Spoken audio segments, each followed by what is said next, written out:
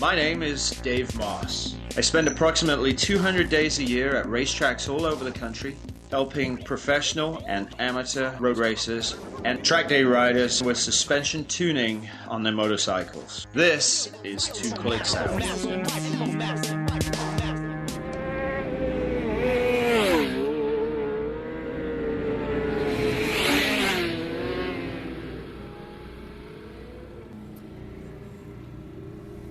You've got way too much air in the tire, Christine. It's only 25. It's supposed to be 28 hot. I'm going to take a couple pounds out. That should give you a bigger contact patch, which should really help generate heat. I wonder what it felt like there was too much air. So I took 1.5 pounds out of it. Go ahead and carry on.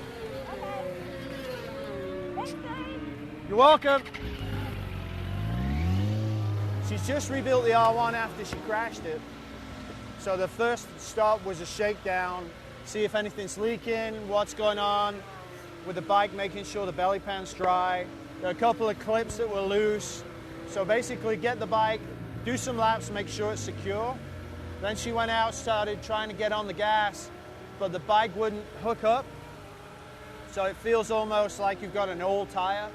And there's too much air in the tire. Contact patch is too small. That won't generate enough heat, won't get the carcass of the tire up to temperature, which won't give you any traction getting into the gas coming off the corner. It's fine when you're at neutral throttle, but when you really want to get into it, it doesn't give you the traction there, so it feels loose because it's doing a slip grip. So it's supposed to be 28 hot, she's at 25 hot, so we need to take some air out. Put more tire on the ground to generate more friction, which should raise the gain and get her tire temp and the carcass temp up to what we needed, which is 28 hot. Pirelli works that way where the carcass is so soft, it's so pliable that it requires a lot of carcass on the ground at all times to generate enough heat. But if you get too much heat, what's weird about a Pirelli is sometimes you need to let even more air out. So you'll do 26 hot. Because the carcass is soft, you put an even bigger contact patch on the ground, which will dissipate the heat faster. So sometimes Pirellis can cause you to go what would intuitively sound to ludicrous extremes to get the tire to work. But that's knowing your tire carcass. And so at tracks where they're very fast, you're on the tire for a long time, you'll run up to 26 hot because that'll keep the tire cool.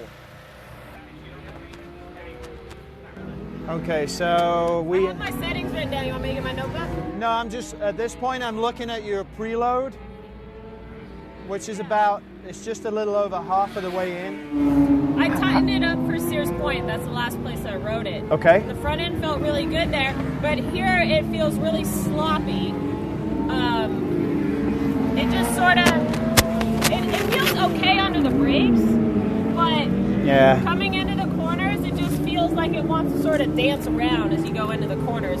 So I don't know, I had Jimmy check my hot tire pressures, and he said they were good at 32 in the front. Yeah, that's about right.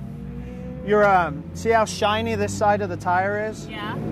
Well, that's also the left side, but... I know. Okay. But it's shiny on both. Oh, yes. And there's no difference there. The other thing is that the leading edge of the tire is tall.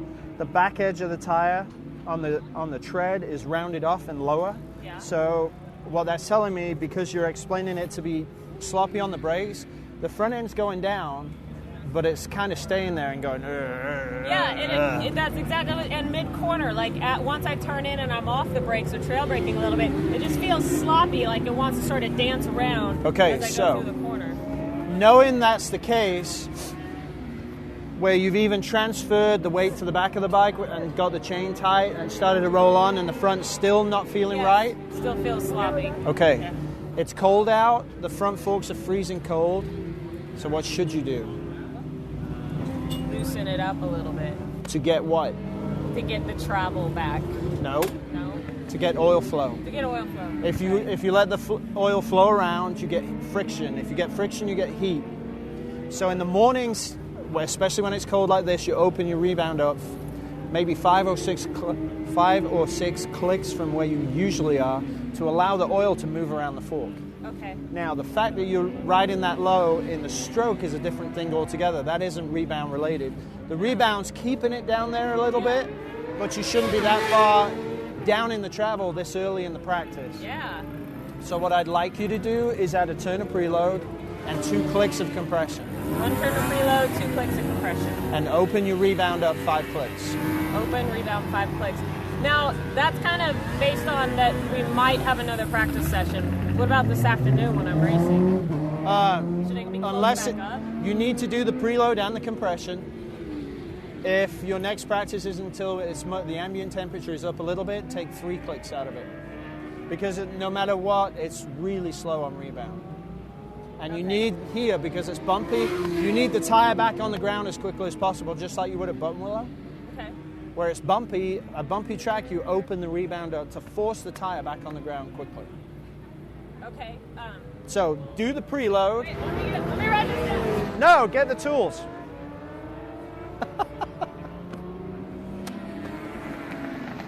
14 socket. All right, write it down.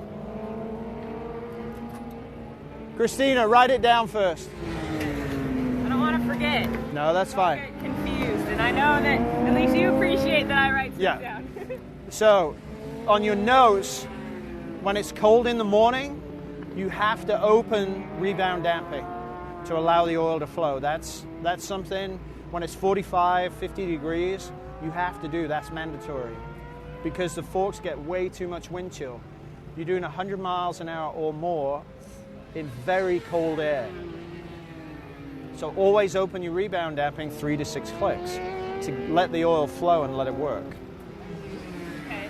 Now, because you're low in the stroke already and you're just warming up, we need to add 1 turn of preload and 2 clicks of compression in to firm up the front end and give you more structural support with the spring and hydraulic support with compression damping. And then you determine how many clicks you want to take out based on the fact that you won't be riding until this afternoon. So I'd say go at least 2, but no more than 5. And you choose. How old is the fork oil? A season? Yes. How many laps are the races? Are you doing the solo? Go 2. Because you're out there for 20 laps. So the oil's going to get hot anyway. 2 on rebound. Only on rebound in the mornings.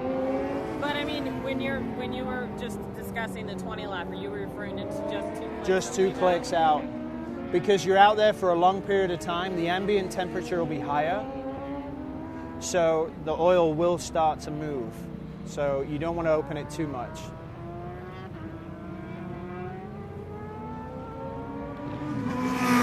Okay? All right. Thank you, Dave. No, wait, when you said 1 full turn, do you actually mean... In, righty-tighty. No, I mean 1 full turn or yes. 1 line? Just no, 1 full turn. turn. A line is approximately 2 1/4 turns. Okay, I just want to clear that. Thank you, Dave. Yep. And the rear end was perfect. It looked done so good. Okay.